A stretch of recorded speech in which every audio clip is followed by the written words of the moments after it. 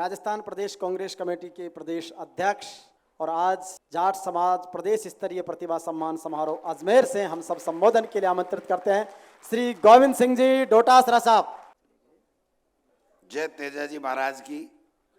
आज अखिल भारतीय आदर्श जाट महासभा समिति अजमेर के द्वारा समाज के विभिन्न होनहार नौजवान जिन्होंने अपनी मेहनत से राजस्थान प्रशासनिक सेवा हो चाहे अन्य क्षेत्र हो, वहाँ पर समाज का, परिवार का, हम सब का नाम ऊंचा किया है, उन सब को जो आज सम्मानित हुए हैं, किन्हीं वजह से नहीं हो पाए हैं, उनको सबको बहुत बहुत बधाई और बहुत बहुत शुभकामनाएं।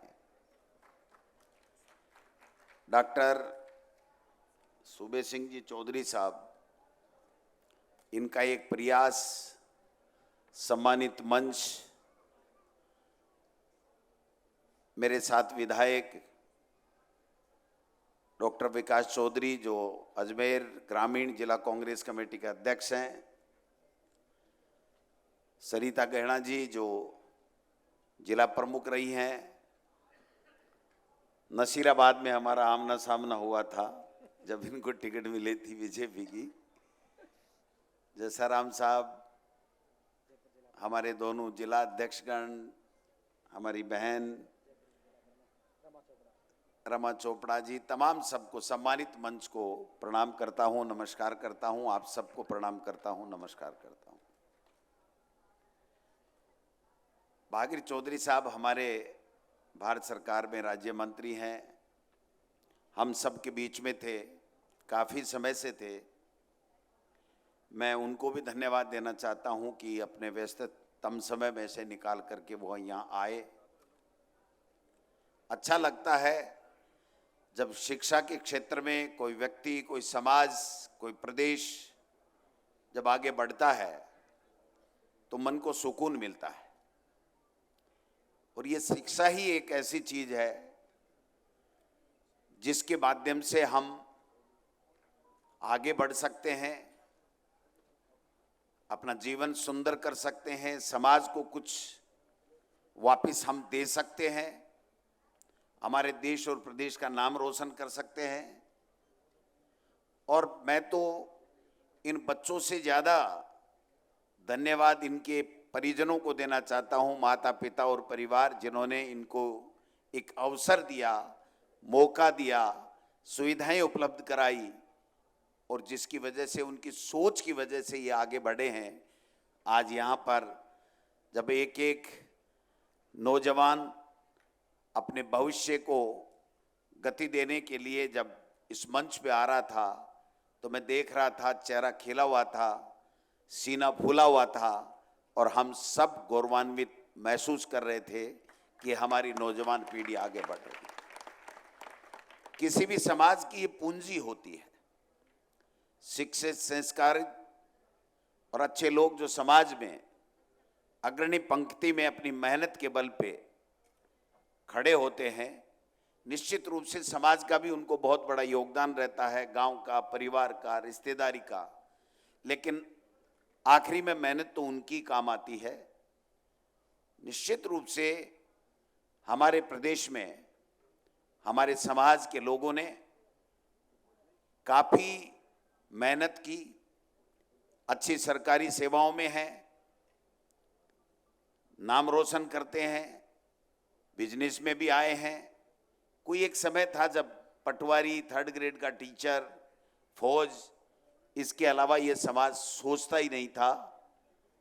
आज आईएएस भी मिलेंगे, आईपीएस भी मिलेंगे, आईटीएस भी मिलेंगे, आईआईएम में भी मिलेंगे, यहाँ पर आरएस में भी मिलेंगे, खेल में भी मिलेंगे, व्यापार में भी मिलेंगे, राजनीति में भी मिलेंगे। लेकिन मैं तो 2-3 बातें कह करके इस मेरी वाणी को विराम दूंगा, क्योंकि काफ़ी समय हो गया है। हमारी बहनों को भी बोलना है। मेरे 1:30-2 बजे एक कार्यक्रम और है, काफ़ी लोग आएंगे, तो मैं माफ़ी चाहता हूं हमारी बहनों से कि मैं आपके बीच में बोल रहा हूं, लेकिन मुझे तो समय 1:15 का दिया गया था, 1:15 मैं आ गया। मैंने कहा भाई मैं आधे पौन घंटे अपन रोक लेंगे, उसके बाद में तो जाना पड़ेगा, वहां का कार्यक्रम भी है। मैं एक बात आपको कहना चाहता हूं कि मेहनत का कोई विकल्प नहीं, ईमानदारी का कोई विकल्प नहीं है। मेहनत कीजिए, ईमानदारी के साथ में आगे बढ़िए। और एक बात और कहना चाहता हूं कि रीढ़ की हड्डी को सीधा रखिए, झुकने की जरूरत नहीं। जब मेहनत करोगे, ईमानदारी होगी, तो किसी के रीढ़ की हड्डी झुकाने की जरूरत नहीं पड़ेगी। मैं तो, मेरे नौजवान बच्चे जब आते हैं पैरों की तरफ हाथ करते हैं, तो मैं कहता हूं नहीं, ये जमाना चला गया। आजकल ब्लूटूथ का जमाना आ गया, किसी को फेंकना हो तो फेंक दो, कि प्रणाम फेंकता हूं, धोख फेंकता हूं, लेकिन नीचे मत झुको। समझ गए आप बात को? नीचे झुकने से क्या थोड़ा सा ऐसे आता है कि ये कोई दबा हुआ है, ये बड़ा आदमी है। बड़ा बड़ा कोई नहीं है भाई साहब, जो मेहनत करता है ना वही बड़ा है, जो चरित्रवान है वही बड़ा है, जो ईमानदार है वही बड़ा है। और ईमानदार है ना तभी भौकाल की तरफ तेज आवाज में बात कर सकता है, नहीं तो पिंडी धूसती है लोगों की। समझ रहे हो ना बात? अभी ये तो खुशकिस्मत हो आप लोग जो आज यहाँ आए हो। मैं राजनीति की बात नहीं करूंगा, निश्चिंत रहें आप, क्योंकि ये राजनीतिक मंच भी नहीं है। हर पार्टी के लोग हैं, हर विचारधारा के लोग हैं, जो सिलेक्शन हुआ है वो भी हर विचारधारा के लोग हैं। लेकिन मैं लिख के दे रहा हूं, यही प्रोग्राम होता और कांग्रेस का राज होता तो सब पे ठप्पा लग जाता। डोटासरा ने सेटिंग करके कराया है।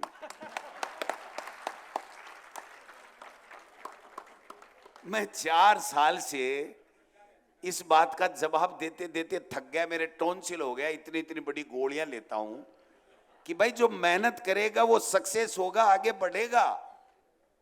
और जो मेहनत नहीं करेगा, तेरी मेरी करेगा, दलाली करेगा, किसी की चापलूसी करेगा, तो वो नहीं बढ़ेगा। उसका क्या इलाज है? मेरे पास क्या इलाज है? मैं आज सार्वजनिक मंच से, अजमेर में है, अजमेर में आरपीएससी है, इसलिए कहना चाहता हूं, वरना मैंने 2.5-3 साल तो पहले आरोप लगते रहे, 2.5 से अब लग रहे हैं, हो सकता है और लगते ही रहे। कोई परवाह नहीं करनी। आरोप में सच्चाई नहीं होनी चाहिए, नेचर में बेईमानी नहीं होनी चाहिए। आरोप तो राजनीति में रहेंगे, लगेंगे। आप प्रशासनिक अधिकारी हो, जो भी फैसला करोगे तो क्या दूसरा पक्ष अपील नहीं करेगा? वो ये नहीं कहेगा गलत कर दिया, सेटिंग करके कर दिया? और अगर आप विचलित हो जाओ कि मेरे पे ऐसे कैसे कह दिया, तो फिर तो आप काम ही नहीं कर पाओगे। हम वकील थे, 18-19 साल मैंने वकालत की। 2008 में 2005 में प्रधान बना, 8 में एमएलए बन गया। उसके बाद में मैं कोर्ट में नहीं गया। 2008 में 8 तारीख को, जब 8 दिसंबर 2008 एमएलए की शपथ ले रहा था मैं, पहली बार जनरल सीट पहली बार हुई थी, तो मैंने एक शपथ जो संविधान के एमएलए बनने की होती है उसके साथ एक शपथ ओढ़ ली थी, बोल करके कि आज के बाद में मैं इसी क्षेत्र में रहूंगा, दूसरे जो पुराना मेरा क्षेत्र है उसमें नहीं लौटूंगा, क्योंकि जनता ने मुझे आशीर्वाद दे दिया। अब दोबारा एक बार पछाड़ खा जाए, एक बार लाड साहब बन जाए, जरूरत को नहीं भी काम की। क्योंकि मन में आत्मविश्वास होना चाहिए कि मैं जो काम कर रहा हूं उसमें मैं सक्सेस होऊंगा 100%। और इसीलिए मैं ये कहना चाहता हूं कि 2016 में मेरे बेटे का भी अकाउंट्स में सिलेक्शन हुआ था। आप सब सुनते होंगे, इंटरव्यू में 80 कैसे आ गए, इंटरव्यू में 80 कैसे आ गए। आज बता रहा हूं, किसी को पता नहीं होगा, उस बैच में 144 लोगों के, अभ्यर्थियों के 80 से ऊपर नंबर आए थे। 144। कोई चैलेंज हो तो मेरे से बात कर ले कोई भी आदमी। और 26 तो 80 के ऊपर या 80 आने वाले सेलेक्ट नहीं हो पाए थे। और मेरी पुत्र वधू, जिसको मैं 2-2.5 साल बाद में पहचानने लगा, उसकी आल राजस्थान में 9th रैंक आई थी, 9th रैंक आई थी। पढ़ना, पढ़ेंगे तो आएंगे, मेहनत करेंगे तो आएंगे। अब किसी के पेट में मरोड़े चले तो चलो ना, अपन उनके मरोड़े मिटने के लिए चूर्ण कब कब खरीद करके देते रहेंगे इनको। आप तो बढ़ो आगे। अभी विकास भाई ने कहा, एक बात कही, मैं उस बात को तो दोहराऊंगा नहीं, लेकिन वो गलती हमारे समय में हुई, हमसे हुई, और उसका खामियाजा आने वाली पीढ़ी को मिल रहा है। दोषी हम हैं, सजा हमें देना। लेकिन बात यह है कि कोई कुछ नहीं कर पाएगा, जो मेहनत करेगा वो आगे बढ़ेगा। आज नहीं तो कल मैं देख रहा था, एक लड़का 2021 की एसआई भर्ती में हुआ, वो परीक्षा निरस्त हो गई, वो आरएस बन करके टॉप में आया है। कौन सा था? अभी धीरे से बोला था 2021 की कौन सी निरस्त हो गई थी, कौन बच्चा था, मुझे पता नहीं। ये रहा। अब आप बताइए, उस भर्ती को भी पूरी को फर्जी बता दिया। हमने तो ये कहा था कि सरकार के पास सारे संसाधन है, डबल इंजन की सरकार है, बेईमानों को निकालो, सही को न्याय दो, लेकिन नहीं दे पाए, नहीं दे पाए। कोई बात नहीं, व्यवस्था है, कोर्ट का फैसला हुआ, हमें सबको स्वीकार करना चाहिए। और निश्चित रूप से इन्होंने मेहनत की और आगे बढ़ करके आगे आ गए। मैं तो आपसे इतना ही कहना चाहता हूं कि एक बात दिमाग में रखना, क्योंकि मेरा दोनों कामों से काम पड़ता है, राजनीति में भी हूं, वकील भी रहा हूं, अधिकारियों से पहले भी काम पड़ता था, अब भी पड़ता है। एक तो रेवेन्यू कोर्टों में तो ईमानदारी से पैरवी की जरूरत ही नहीं है, केवल और केवल दलाली हो गई, इसके अलावा कुछ नहीं बचा है। इस दलाली व्यवस्था से बचने की आवश्यकता है। भगवान ने जो आपको दिया है ना, वो 100 करोड़ 1000 करोड़ से भी ज्यादा है कि आपने अपनी मेहनत के बल के अपना डंका बजाया। बहुत है, जब जरूरत पड़ेगी तो डॉक्टर साहब बैठे हैं ना, ये कह रहे हैं मैं तो 1000 करोड़ खर्च कर सकता हूं। कर सकते हो? कर सकते हैं। तो समाज के बहुत लोग बैठे हैं, और भी बहुत लोग बैठे हैं। एक बात कहते हुए अपनी बात समाप्त करूंगा, काफी लंबी हो जाएगी। हमेशा एक दिमाग में रखना कि जो सामने न्याय लेने के लिए आया है, उसकी कभी जाति देखने की आवश्यकता नहीं है, उसका काम देखना चाहिए। ये सही है या गलत है? अगर सही है और हमारी जाति का गलत है, तो उस सही के पक्ष में खड़े रहना, कभी भी दिमाग में लाने की आवश्यकता नहीं है। लेकिन अगर वो सही है तो इस बात से हिचक जाओ कि मेरे पे जाति का आरोप लग जाएगा, तो ये बेईमानी है, वो करने की आवश्यकता नहीं। कई हमारे बड़े बड़े अधिकारी हुए, आज हैं नहीं हैं दुनिया में, हमेशा एक बात कहते हैं, आगे जाति लिख के मत मिला करो मेरे पे, सरकार नाराज हो जाएगी। तो भाई या तो नौकरी छोड़ दे, जिसकी जाति जो होगी वो लिखेगा और लिख करके मिलेगा, लेकिन तेरे को न्याय की कुर्सी पे, विक्रमादित्य सिंहासन पे बैठाया है, तेरे को न्याय करना है। मैं समझता हूं कि जब भी आप आगे बढ़ो तो इन सब चीजों से चिंता करने की आवश्यकता नहीं है।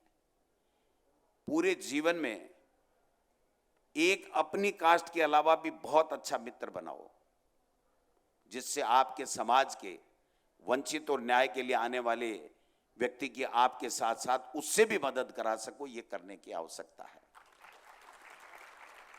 मैं देखता हूं जातियों के ग्रुप बनते हैं, बनने चाहिए, लेकिन वो सामाजिक बुराइयां मिटाने के लिए और समाज में अच्छाइयां और खुशबू फैलाने के लिए होना चाहिए। उससे आपके न्याय का कोई संबंध नहीं होना चाहिए कि मेरे ग्रुप में चल रहा था इसलिए मैंने इसको टेक कर दिया, वो सही है या गलत है ये नहीं परखा, तो ये गलत बात हो जाएगी। क्योंकि देखिए, जो समाज आगे बढ़ता है, जो मेहनत करता है, कोई भी हो, समाज हो, राजनीति हो, हम जैसे कोई भी लोग हों, उन पे तरह तरह की बाधाएं आएंगी। आप भी ईमानदारी से काम करोगे तो खांचे में फिट किए जाओगे, अच्छी पोस्टिंग नहीं मिलेगी आपको। लेकिन ईमानदारी कभी मत छोड़ना। जो ईमानदारी में ताकत है वो मलाईदार पोस्टिंग में कभी नहीं हो सकती है। क्योंकि हम देखते थे कि जब बेईमानी से फैसले कोर्ट में, एसडीओ कोर्ट, एडीएम, कलेक्टर के होते थे, तो जब हम 5 वकील उस अधिकारी से मिलने जाते थे, जसाराम जी, तो वो आंख नहीं मिलाता था। वो कहता था बाद में बात कर लेंगे वकील साहब। मैं कहा बात कुछ नहीं, यही करनी पड़ेगी आपको बात। और जो ईमानदार होता था ना, तो हम डरते थे। मेरा काम पड़ता था, मैं जसाराम जी को कहता, विकास जी को कहता, यार एक बार आप बात करो, आप आगे हो जाओ, दूसरा आगे नहीं होता था। इसलिए ईमानदारी में, सच्चाई में वो ताकत है कि जैसे गोविंद डोटासरा पूरे देश में कॉलर ऊंची करके घूमता, वैसे घूमने की आवश्यकता है। आई थी ना मेरे तो ईडी आई थी, दोबारा भी चुनाव से 2 महीने 4 महीने पहले आएगी, मैं लिख के दे रहा हूं, मुझे पता है। लेकिन मैं आपको विश्वास दिलाना चाहता हूं समाज के लोगों को कि नाक पे मक्खी नहीं बैठने दूंगा, इस कुर्ते पे काला धब्बा नहीं लग सकता। मैंने ओपन चैलेंज कर रखा है कि सरकार के पास में सारे संसाधन है, डबल इंजन है। अगर हम लोग जो राजनीति में, सार्वजनिक जीवन में हैं, अगर हमने कहीं भी किसी भी रूप में बेईमानी की है तो आपका धर्म बनता है कि उस बेईमान को निकाल करके जेल के सलाखों में भेजो। ये कहने की हिम्मत है, जिस दिन आ जाएगी उस दिन मान लेना कि चाहे पैसे हों नहीं हों, सब कुछ है आपके पास में, आपको दुनिया सैल्यूट करेगी। यही मैं आपसे निवेदन करना चाहता हूं। आप सब लोग आए हो, ये राजनीतिक कार्यक्रम नहीं है इसलिए मैंने राजनीति की बात नहीं की, लेकिन एक समाज में जो संदेश देने की आवश्यकता है। और एक मैं हमेशा कहता हूं कि किसी भी समाज के, किसी भी दूसरे समाज के व्यक्ति से कभी नफरत जिंदगी में मत करना कि ये समाज अच्छा नहीं। व्यक्ति खराब हो सकता है, वो अपने समाज का भी हो सकता है, दूसरे समाज का भी हो सकता है, लेकिन समाज कभी भी खराब नहीं होता है, कोई समाज खराब नहीं होता है। इसलिए सबकी सैल्यूट करो, आदर करो, आगे बढ़ो, मेहनत करो, अपना नाम रोशन करो।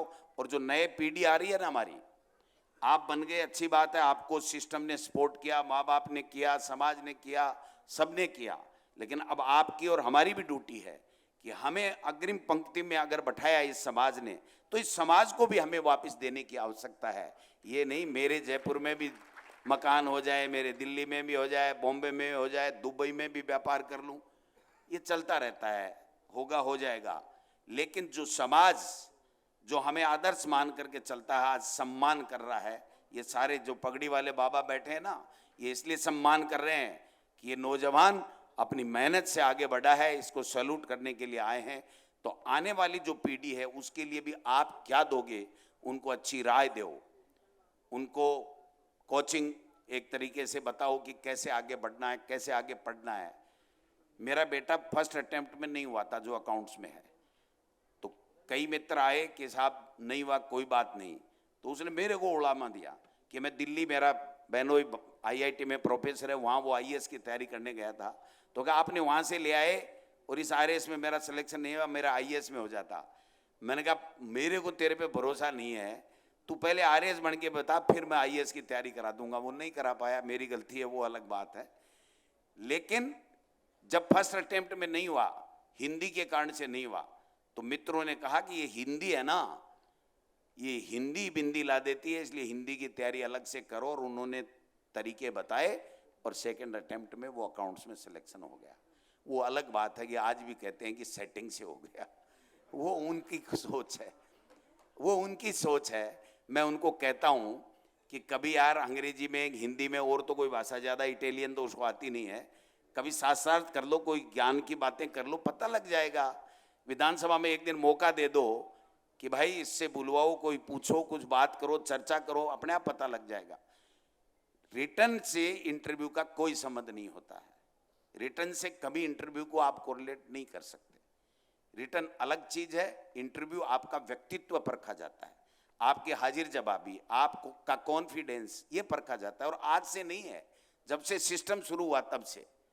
पहले कोई स्क्रीनिंग होती थी, उसमें तो बेईमानियां कर देते थे, लेकिन आज तो जो जाता है वो जाता है।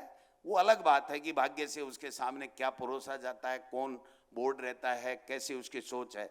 अभी तो मैंने सुना है कि तेजा जी का 1-2 बोर्ड में, तेजा जी क्या थे, तेजा जी के बारे में बताओ, तो हमारे लोगों ने खुल करके बता दिया और वहीं फेल हो गए। ये भी हुआ है।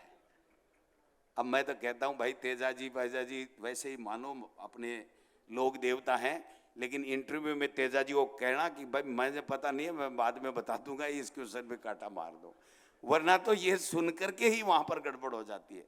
ये दुर्भाग्य है, हमारे सिस्टम का दुर्भाग्य है कि जाति के आधार पर अगर फैसले होने लगे, चाहे राजनीति हो, चाहे प्रशासनिक व्यवस्था हो, जाति के आधार पर फैसले होने लगे तो हम समाज को वो चीज नहीं दे पाएंगे जिससे समाज अपेक्षा करता है। ये जो 80-80, 90-90 साल के जमीन का सीना चीर करके, जमीन बेच करके, माओं ने गहने बेच करके लोगों को पढ़ाया है। और वो पढ़ाया तो उसको उस मेहनत और उसका मिलना चाहिए, उसको किसी भी तरीके से जाति से नहीं देखना चाहिए। आप सब आए हो, आपका पुनः सम्मान। सम्मानित मन से मैं माफ़ी चाहता हूँ, सबके नाम भी नहीं ले पाया होगा। आप बोलते उसके बाद में बोलता अच्छा लगता, लेकिन मेरा एक कार्यक्रम है। मैं पुनः आपसे निवेदन करूँगा कि जहाँ भी हमारी आवश्यकता हो सच्चे काम के लिए, कोई बेईमानी से प्रताड़ित करे, जाति के आधार पर प्रताड़ित करे और किसी से प्रताड़ित करे, तो ये गोविंद डोटासरा आपके लिए रात को भी दरवाजे खुले रखेगा। कभी भी आ जाना, अपन बात करेंगे। आप सब लोगों का बहुत बहुत धन्यवाद। मैं सुबे सिंह चौधरी साहब का, जसाराम जी, हमारे रीता गैना जी, तमाम सारे लोग, सबका धन्यवाद देना चाहता हूँ कि इन्होंने समय दिया। और जो बुजुर्ग हमारे आए हैं, इनकी आंखों में जो प्यार, मोहब्बत, आशीर्वाद है, इसको कभी कमजोर मत होने देना। हमेशा बुजुर्गों का सम्मान करना, छोटे बच्चों को अच्छी सीख देना, क्योंकि हमारे समाज के 30% बच्चे बिल्कुल दूसरे गर्त में जा रहे हैं, बिगड़ने में जा रहे हैं। उनको संभालना भी आपकी और हमारी ड्यूटी है। उस ड्यूटी को निभाते हुए हम आगे बढ़े। धन्यवाद। जय हिंद, जय भारत। Thank you.